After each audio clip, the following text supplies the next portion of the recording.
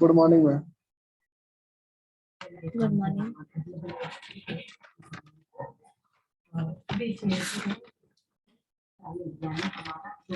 कौन कौन सा रहेगा, किस ब्रांड का रहेगा, किस प्राइसिंग कैटेगरी का रहेगा, ये सारे माइक्रो डिटेल की जाती है प्लान मर्चेंडाइजिंग को प्लान ऑब्वियसली अपने डिपार्टमेंट अपने स्टोर के इमेज के बारे में, किस प्रोडक्ट का ये स्पेशलिटी स्टोर है, किस 4 लोगों ने ज्वाइन किया है अभी तक। बेसिस पर आप types of products different brand different price category decide करते हैं और फिर आप उसको बेचते हैं अपने कस्टमर के लिए।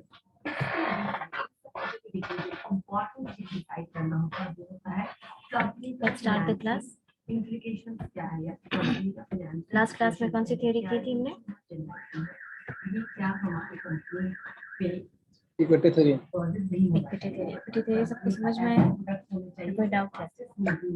या फिर जल्दी से निकल जाए क्योंकि स्टॉक में अगर बहुत तुम लोग थोड़ा जल्दी जल्दी ये मोटिवेशन का एक और थ्योरी है, इसके बाद उसको कंप्लीट करो and then will move on to HRD theory. Okay, job satisfaction खत्म करेंगे। जॉब सेटिस्फैक्शन के बाद एचआरडी, उसका फंक्शंस एंड ऑल वो सब करेंगे।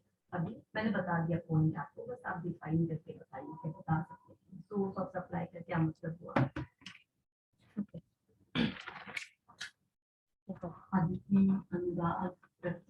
Victor Room's expectancy theory. Today in this class we are going to deal with Victor Room's expectancy theory. Okay, this theory is yet another important addition to the theories of motivation, which was propounded by Victor Room in the year 1964. Okay? अगर आप ध्यान से देखेंगे तो जितनी theories हैं वो सारी थ्योरीज अबाउट 1960s में दी गई है। ओके, आपको याद नहीं मैंने आपको एग्जांपल इस थ्योरी में 3 एलिमेंट दिया गया है। उसके पहले एक एग्जांपल समझो। सपोज करो कि तुम्हारा इंटरनल का एग्जाम है। Just imagine that you have your exam for internal exams, ठीक है? And in that internal exams, हम आपको ये कहते हैं कि आप अगर राइटिंग सुंदर करके लिखेंगे और आपका राइटिंग नीट एंड क्लीन होगा तो I will give you 2 marks extra, और वो इंटरनल का मार्क्स आपके यूनिवर्सिटी के मार्क्स में ऐड होता है। पहला केस में ये। दूसरे केस में अगर हम ये बोलें कि if you right properly I will give you a certificate class में, ठीक है, कि वेरी वेल बिहेव्ड और ये और वो राइटिंग ये, तुम क्या करोगे?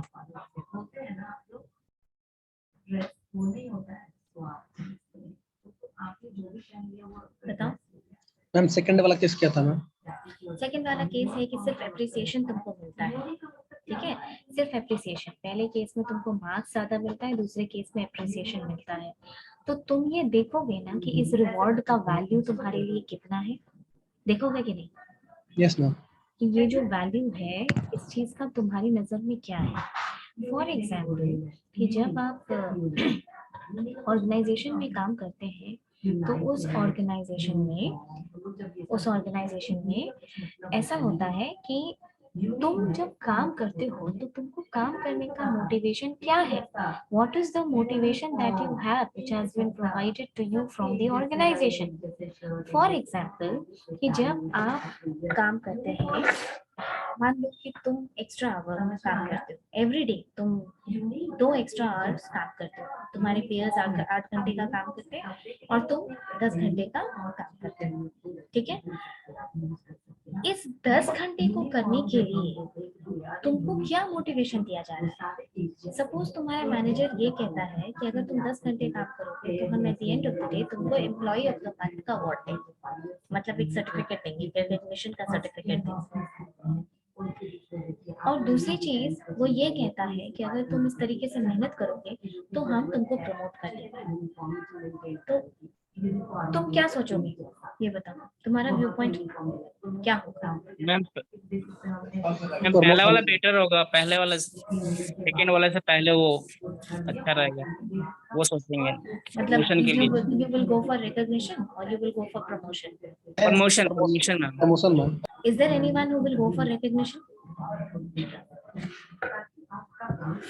देखो तुम लोग बोल नहीं रहे हो, पर ये हो सकता है ना कि किसी को रिकग्निशन चाहिए हो सकता है यस मैम। है ना, क्योंकि वो भी एक नीड है। अब्राहम मैस्लो की नीड हायरार्की थ्योरी में हमने वो देखा था कि that is also a kind of need which is given. So क्या होगा कि अगर तुमको प्रमोशन मिलेगा, अगर वो तुमको ये लगता है कि तुमने एफर्ट डाला, तुम ज्यादा एफर्ट डाल रहे हो, तुम्हारे ज्यादा एफर्ट डालने से तुम्हारा परफॉर्मेंस बढ़ रहा है, तुम्हारे ज्यादा परफॉर्मेंस देने से हो सकता है कि जो रिवॉर्ड तुमको मिलेगा उस रिवॉर्ड का चांसेस बढ़ रहा है, और अगर वो रिवॉर्ड एक पॉजिटिव आउटकम है, यानी वो रिवॉर्ड वही है जो तुम चाह रहे थे, तो it will be known as a positive outcome and your behaviour will keep on getting motivated for the next time also. This is how this cycle repeats. समझ में आया? इसको कहने का मतलब, इस थ्योरी को कहने का मतलब कि हमारा जो बिहेवियर होता है ना वर्क प्लेस पे, वो ऐसा होता है कि हमारे पास जब बहुत सारे ऑल्टरनेटिव्स होते हैं तो हम वैसे ऑल्टरनेटिव्स को सिलेक्ट करते हैं जिससे हम हमारा मोस्ट डिजायरेबल पॉजिटिव आउटकम मिलने का चांसेस होता है। ठीक है, यानी अगर ऑर्गेनाइजेशन में तुमको ये बोला जा रहा है कि हम तुमको रिकग्निशन का एक सर्टिफिकेट देंगे अगर तुम हर दिन 2 घंटा एक्स्ट्रा काम करोगे, तो हो सकता है कि तुम ये बोलो कि क्या जरूरत है सर्टिफिकेट लेके, हम क्या करेंगे, पैसा देते तो मेरा कोई पर्सनल गोल फुलफिल होता, अगर पैसा देते तो हो सकता है कि मेरा कुछ काम हो जाता। पर्सनल गोल्स होता है ना हमारे लाइफ में, हमको घर खरीदना होता है, हमारे कार खरीदना होता है, ईएमआई देना होता है, फोन खरीदना होता है यस मैम। वेल्थ थोड़ा चाहिए होता है हम लोगों को। तो वैसे केसेस में अगर तुम्हारे लिए सर्टिफिकेट का इम्पोर्टेंस नहीं है तो तुम्हारे लिए ये पॉजिटिव मोटिवेशन होगा क्या? नहीं No, होगा।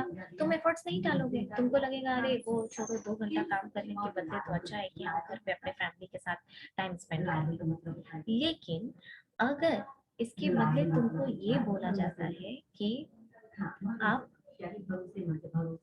अगर तुम इस प्रोजेक्ट पे ऐसे काम करोगे, 2 घंटा एक्स्ट्रा दोगे, तो देयर आर चांसेस कि हम तुम्हारा प्रमोशन करते हैं, तब तुम्हारा मोटिवेशन क्या रहेगा, पॉजिटिव या नेगेटिव? पॉजिटिव। पॉजिटिव रहेगा ना। ये थ्योरी बहुत सिंपल सी थ्योरी है और ये थ्योरी बस यही कहती है कि अब तुम देखो, ये तुम अपने तरीके से भी सोच सकते हो। एग्जाम में जिस चैप्टर से क्वेश्चन आने का टेंडेंसी ज्यादा रहता है, उस चैप्टर को पढ़ने में तुमको ज्यादा मोटिवेशन होगा ना, क्योंकि तुमको ये लगेगा कि भाई इस चैप्टर से हम पढ़ेंगे तो लॉन्ग आंसर टाइप में क्वेश्चन आएगा, एक क्वेश्चन बनेगा, तो हमको एक रिवॉर्ड मिलेगा। तुम्हारा रिवॉर्ड क्या होगा? Marks, right? तुम्हारा रिवॉर्ड मार्क्स होगा, तो तुमको ये लगेगा कि आउट ऑफ मेनी ऑल्टरनेटिव्स, मान लो एचआरडी ही पढ़ रहे हो, ट्रेनिंग एंड डेवलपमेंट से हमेशा एक क्वेश्चन रहता है, तो कुछ और चैप्टर हो सकता है जिससे इतने क्वेश्चन ना रहे। तो out of many alternatives that you have, which alternative will you go with? आप किस ऑल्टरनेटिव के साथ जाएंगे? आप उसी ऑल्टरनेटिव के साथ जाएंगे जो आपको मैक्सिमम आउटकम देता है, उसको बोलते हैं रिवॉर्ड। ये थ्योरी समझ में आ गई? बस इतना ही है ये थ्योरी में कि सपोज कि you know you are happy, तुम एक ऐसे इंसान हो जो प्रमोशन से खुश होते हो, जो ज्यादा पे हाइक से खुश होते हो, रेम्यूनरेशन बढ़ने से खुश होते हो, और कोई एक आदमी है जो रिकग्निशन से खुश होता है, तो वो अपना एफर्ट बढ़ाएगा इस बिलीफ के साथ कि जब तुम पढ़ते क्यों हो, तुम जब एफर्ट लगाते हो किसी चैप्टर में तो डेफिनेटली तुम इस बिलीफ के साथ पढ़ते हो कि तुम ज्यादा एफर्ट डालोगे तो परफॉर्मेंस बढ़ेगी, तुम्हारी परफॉर्मेंस बढ़ेगी तो रिवॉर्ड मिलेगा। तुम्हारा रिवॉर्ड क्या है? तुम्हारा मार्क्स होता है ना।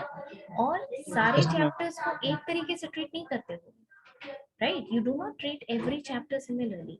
You treat so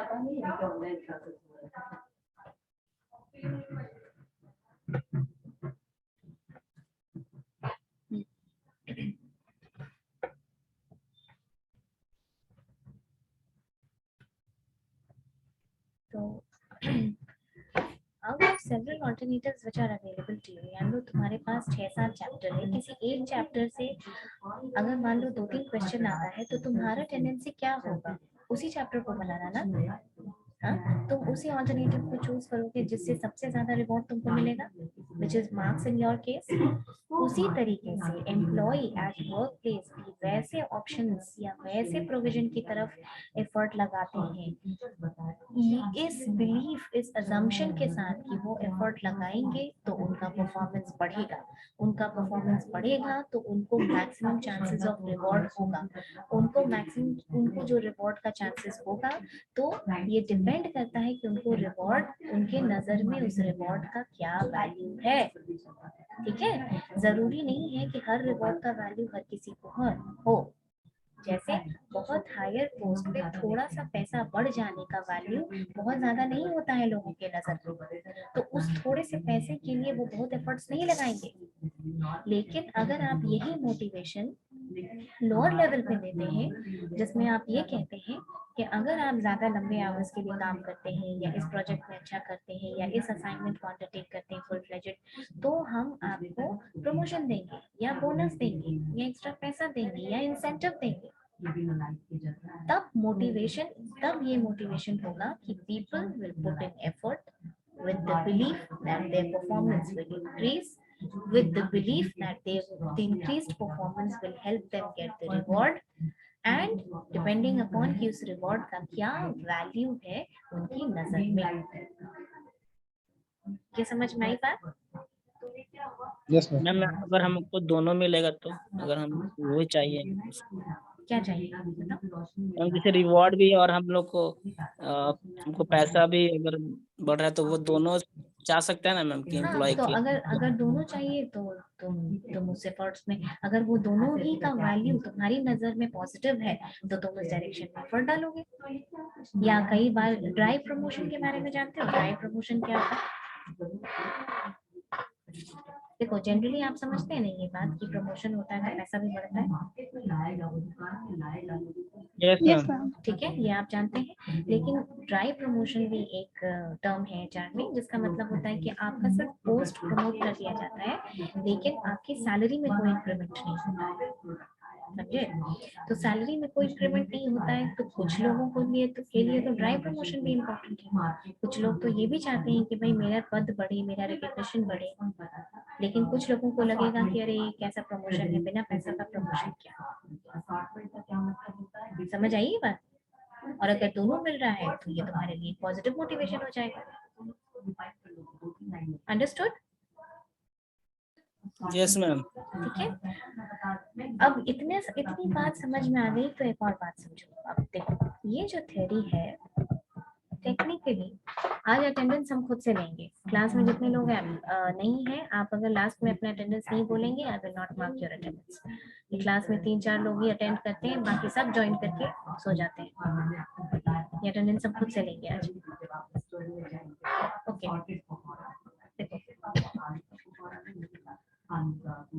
जब आप इस थ्योरी को पढ़ेंगे तो इस थ्योरी को इतनी बात समझ में आ जाने के बाद आप ये समझिए कि इस थ्योरी के 3 मेन एलिमेंट्स हैं। पहला ई, लिखते जाओ, इसको लिखो नहीं तो भूल जाओगे बाद में जब बुक पढ़ना तो ध्यान रहेगा।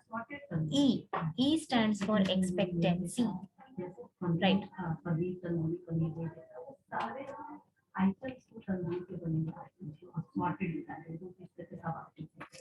Expectancy.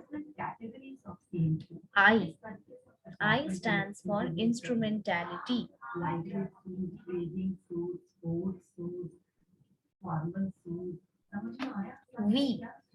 V stands for valence.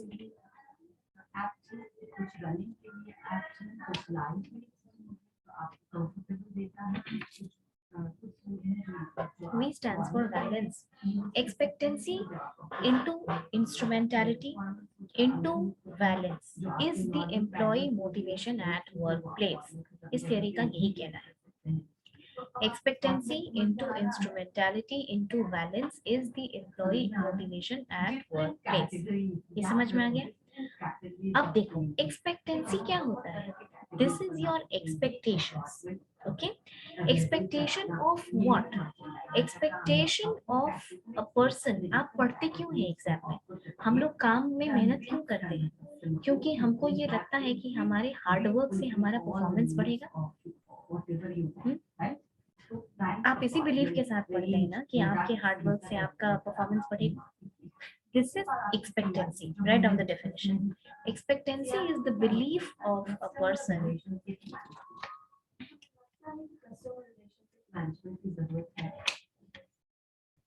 Expectancy is the belief of a person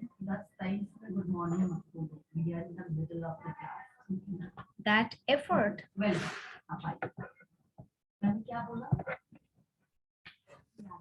belief of a person that effort or hard work will lead to increased performance.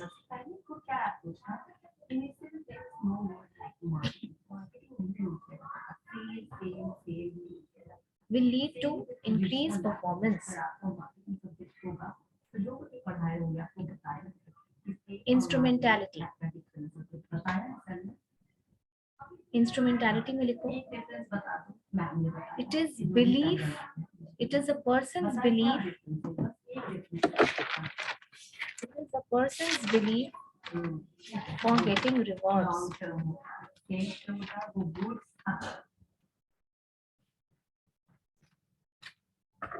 Person's rewards. For getting rewards. Valence. V for valence. The valence is the value assigned to the reward.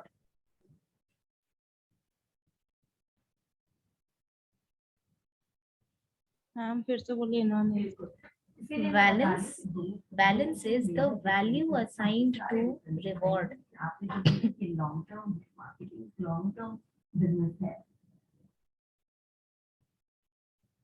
Balance is value assigned to reward. Okay? इस theory का यही fundamental है कि it is the belief of a person at workplace that your efforts or your hard work will lead to increased performance. जब आप मेहनत करते हैं किसी चीज में, यानी कोई प्रोजेक्ट अगर आपको मिलता है, आप उस पर मेहनत करना शुरू करते हैं, तो दैट एफर्ट, जो आप एफर्ट लगाते हैं, that will lead to increased performance. आप इसीलिए उसमें एफर्ट लगाते हैं. Into instrumentality. इंस्ट्रूमेंटैलिटी मतलब आप इसलिए हार्ड वर्क करते हैं ताकि आपका परफॉर्मेंस बढ़े और वो परफॉर्मेंस आपको कुछ रिवॉर्ड दे. ठीक है, समझ में आई बात? कुछ रिवॉर्ड दे. Into valence. वैलेंस का मतलब value assigned to the reward. वो रिवॉर्ड का आउटकम आपके लिए पॉजिटिव हो सकता है, नेगेटिव भी हो सकता है. पॉजिटिव मतलब जो चीजें आपके पर्सनल गोल्स को फुलफिल करने में हेल्प करती हैं. यानी तुम्हारा एक पर्सनल गोल होगा ना कि कार खरीदना है, गाड़ी खरीदनी, घर खरीदना है, तुमको EMI देना है, तुम्हारा कोई और प्रोजेक्ट है, तुमको वेकेशन पे जाना है, कुछ भी. ओके, इफ कुछ लोगों को ये भी होगा कि मुझे वर्क प्लेस पे बहुत रिकॉग्निशन मिले, बहुत रिस्पेक्ट मिले, जो कि हायर लेवल ऑफ एम्प्लॉइज के लिए होता है. Okay, in that case what happens कि आप ये डिसाइड करेंगे कि इतने एफर्ट लगाने के बाद जो परफॉर्मेंस बढ़ा, और परफॉर्मेंस बढ़ने के बाद जो आपको रिवॉर्ड मिला, क्या वो पॉजिटिव आउटकम था? मतलब क्या वो वही था जो आपको आपके गोल्स को फुलफिल करने में हेल्प किया? अगर था तो आपका your behavior will continue to be motivated by that outcome. यही साइकिल है, इसीलिए इसको प्रोसेस थ्योरी बोला जाता है कि अगर वो पॉजिटिव था, अगर वो वही आउटकम था जो आपके द्वारा डिजायर्ड है, then in that case your behavior continues to be motivated even in future. This is how the process of motivation goes on in the organization. लेकिन अगर वो आउटकम वैसे डिजायर्ड नहीं है जो आप चाहते हैं, वैसा नहीं है जो आपके पर्सनल गोल को फुलफिल करे, तो in that case you will not be motivated further. ठीक है, फर्दर आप उस चीज को लेकर के मोटिवेटेड नहीं होते। समझ में आई बात? ये समझ में आया लोगों को? Yes ma'am. Yes ma'am. है ना? देखो ये थ्योरी बहुत सिंपल सी है लेकिन थोड़ा सा समझने वाला है। अब लिखो, इसके आगे लिखो, this leads to 3 kinds of relationship. इतना समझने के बाद एक रिलेशनशिप देखो, this leads to 3 kinds of relationship. किसी ने मना किया कि नहीं किसी ने किया जो भी है पर टैग नहीं है। This leads to 3 kinds of relationship. 1. Effort performance relationship. मतलब दिख रही है।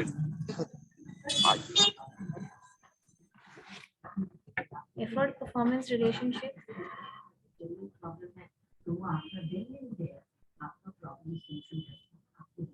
Effort performance में लिखो, higher the efforts, higher the performance.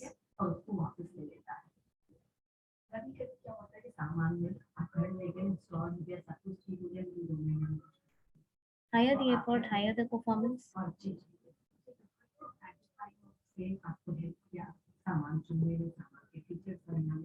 Second, performance reward relationship.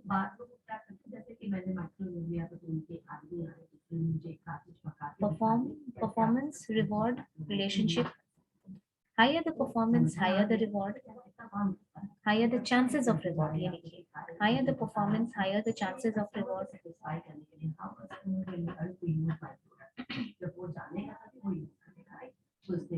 Higher the performance, higher the chances of reward.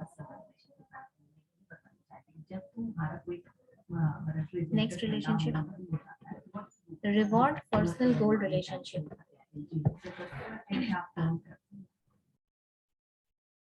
Reward personal goal relationships. सिखाता है आपको बना के जाने का मतलब कि वो आपको सिखाता है कि आप कैसे इसमें यूज कर सकते हैं, कैसे आपको operate. Reward personal goal relationship का क्या मतलब हुआ? इसका मतलब क्या हुआ बताओ, इतना समझने के बाद बताओ। वो आपको आधे घंटे की ट्रेनिंग दे रहा है, how to use mind, how to वैसा रिवॉर्ड मिलेगा। हाँ, उतना पर्सनल गोल अचीव कर पाएंगे।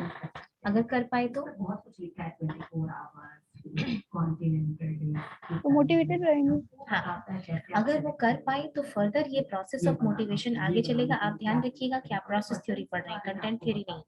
तो प्रोसेस थ्योरी के जितने सपोर्टर्स थे उन्होंने कहा कि ऐसा नहीं होता है कि बस एक दो नीड होती है ह्यूमन की, आप उसको केटर करती है तो वो मोटिवेटेड रहेगा। जो प्रोसेस थ्योरी के सपोर्टर्स थे उन्होंने कहा कि motivation is a full fledged process, एक प्रोसेस में चलता है। तो इसीलिए इन्होंने ये बताया कि एफर्ट हाई होगा, आप एफर्ट डालते हैं किसी में, इस बिलीफ के साथ एफर्ट डालते हैं कि आपका परफॉर्मेंस बढ़ेगा। जब आप परफॉर्मेंस बढ़ता है तो आपको ये बिलीफ रहता है कि आपके चांसेस ऑफ रिवॉर्ड्स और बढ़ जाएंगे।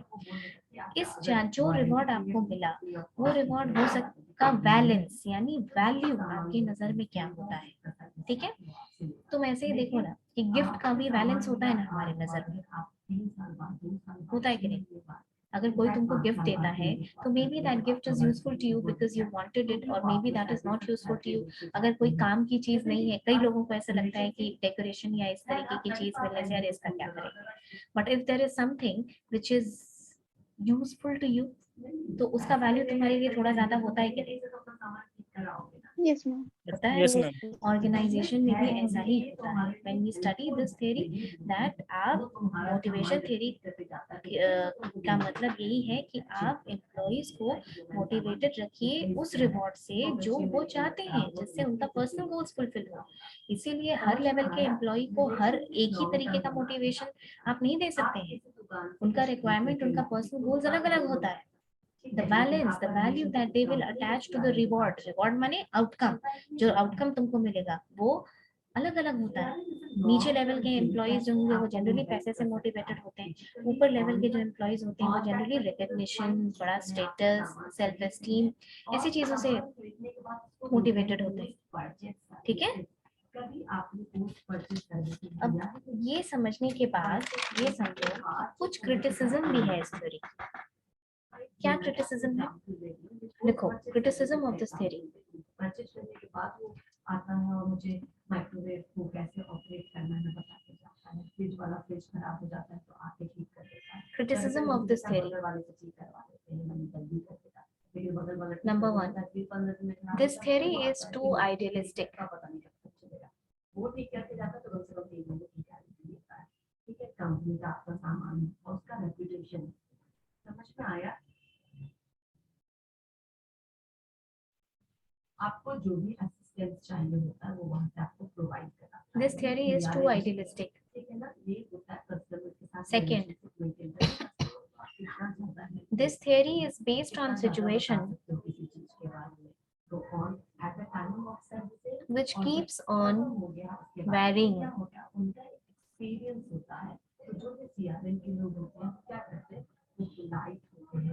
This theory is based on situation which keeps on varying. Overall shopping का जो एक्सपीरियंस है ना वो बेहतर बनाने के लिए हेल्प करते हैं ताकि आप दोबारा जाए। राइट, समझ में आए? Lot of variables, a lot of variables. Digitally अगर आप अवेलेबल है तो पुराने आपको ये मिल जाएगा, सोर्स में मिल जाएगा। Okay, a lot of variables are not considered in this theory. ताकि आपको वहाँ से भी हेल्प मिले। ठीक है, कभी कोई आपको प्रॉब्लम फेस करनी है, कभी कुछ जानना Lot of variables are not considered in this theory, regarding all those things होता है।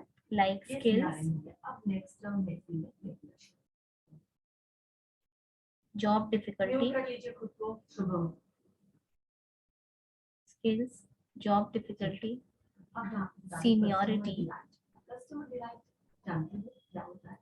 और experience. कोई भी स्टूडेंट जो कि मार्केटिंग से आप लोग पढ़ रहे हैं तो ये सब common Seniority है। और experience. क्या चीज? मैं पूछ रही थी कस्टमर डिलाइट जानते हैं आप लोग? ठीक है, क्या होता है देखो। customer delight? इस थ्योरी का क्रिटिसिज्म क्या है? इस थ्योरी का क्रिटिसिज्म है, तुमको नहीं लगता है कि ये बहुत ज्यादा एक दूसरे पे डिपेंडेंट है? ये होगा तो वो होगा, ये होगा तो वो होगा। एफर्ट बढ़ेगा तो परफॉर्मेंस बढ़ेगा, परफॉर्मेंस बढ़ेगा तो रिवॉर्ड बढ़ेगा, रिवॉर्ड मिलेगा तो वो उसमें भी पॉजिटिव और नेगेटिव आउटकम होना चाहिए। तुमको लगता है ना कि कुछ ज्यादा ही इंटरडिपेंडेंस है? इतना ज्यादा कॉम्प्लिकेटेड या इतना ज्यादा कॉम्प्लिकेटेड नहीं, रादर इतना ज्यादा स्ट्रेट फॉरवर्ड चीजें ऑर्गेनाइजेशन में नहीं होती। ठीक है, कि एफर्ट हम इतना, और इस थ्योरी का अजम्पशन ये है, मतलब सोची हुई चीज ये है कि human beings are very rational. मतलब तुम्हारे पास इतना ऑल्टरनेटिव्स है और तुम बहुत सोच समझ के विचार कर करके ऑल्टरनेटिव्स चूज कर रहे हो। तो इस थ्योरी ने पहले तो ये अजम्पशन ले लिया है कि human beings are very rational. Okay, they are consciously making choices that will fetch them positive outcome. Now बहुत स्ट्रेट फॉरवर्ड है, बहुत ज्यादा इंटरडिपेंडेंट शो किया हुआ है। दूसरी चीज, ये बहुत ज्यादा सिचुएशन पे बेस्ड है कि आप ऐसा सिचुएशन प्रोवाइड करेंगे जो कि वैरी करता रहता है। तो इतना ज्यादा ऑप्शंस भी कई बार ऑर्गेनाइजेशन में मिलना पॉसिबल नहीं होता है। ठीक है, समटाइम्स आप ऐसा नहीं है कि आपको इतनी अपॉर्चुनिटी या इतना सारा ऑप्शंस नहीं मिलेगा तो आप काम नहीं करेंगे। अंडरस्टूड? सो ये इस थ्योरी का क्रिटिसिज्म है कि इतना रैशनल नहीं होता है। कई बार इतनी अपॉर्चुनिटी, इतना ज्यादा मौका और इतना सब कुछ ऑर्गेनाइजेशन प्रोवाइड नहीं करती है, स्टिल पीपल काम करते हैं। हमेशा ऐसा नहीं है कि आप रिवॉर्ड के बारे में इतना ज्यादा सोच समझ के, इतना अजम्पशन करके तभी आप आगे बढ़ते हैं। Okay, go back and read this theory. ये theory समझ में आई सबको? Yes, ma'am. एक थ्योरी और है, लॉलर की थ्योरी है, पोर्टलैंड लॉलर की थ्योरी है। I think that is the last theory in your syllabus. वो तुम्हारे मोटिवेशन के सिलेबस में लास्ट है। और उसके बाद एक टॉपिक है जॉब सेटिस्फैक्शन। छोटा टॉपिक है लेकिन वो आता है कभी कभी, शॉर्ट आंसर टाइप में वगैरह में लिखने के लिए आ सकता है और ऐसे भी जानना चाहिए। उसके बाद हम लोग HRD करेंगे, which is 1 unit left for your syllabus. Okay, when is your exam expected?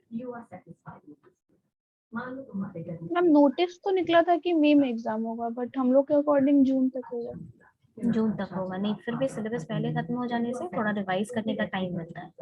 Okay, you should sit and revise. और HRD अब फर्स्ट यूनिट पढ़ने में तुम लोगों को दिक्कत नहीं होगी या समझने में प्रॉब्लम नहीं होगा। आई ऑलवेज से कि जो पहला यूनिट होता है ना वो सबसे अच्छे से तब समझ में आता है जब आप पूरा सिलेबस पढ़ चुके होते हैं, क्योंकि पहला यूनिट तो इंट्रोडक्शन होता है और इंट्रोडक्शन में जब नई चीज पढ़ रहे होते हो तो वो भारी लगती है उस समय, वो कॉन्सेप्चुअल होता है। लेकिन अब तुम परफॉर्मेंस अप्रेजल जानते हो, तुम ट्रेनिंग डेवलपमेंट जानते हो, तुम जॉब सेटिस्फैक्शन जानते हो, मोटिवेशन की इतनी थ्योरीज जानते हो, एम्प्लॉय वेलफेयर जानते हो, ये सारी चीजें जानने के बाद कॉम्पेंसेशन जानते हो, तो HRD यानी ह्यूमन रिसोर्स का डेवलपमेंट कैसे होता है, क्यों होता है, क्यों इम्पोर्टेंट है, ये तुम लोग को बस हम एक बार बता देंगे तो ये बिना तैयारी के भी अपने मन से एग्जाम में लिख लो, ठीक है?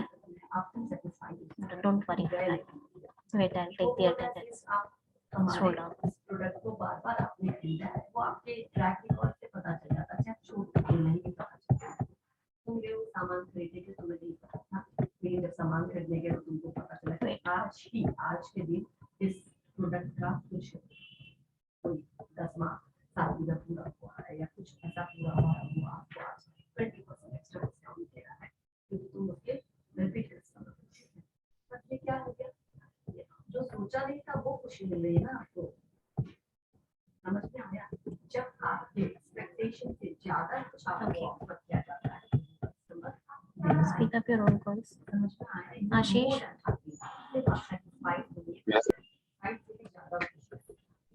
अभिषेक,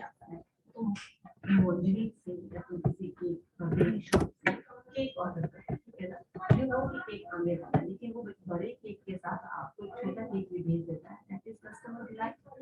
आपने क्या था ना, उनके केक का क्वालिटी अच्छा होगा, टेस्ट अच्छा होगा, rate. Ashish is present no?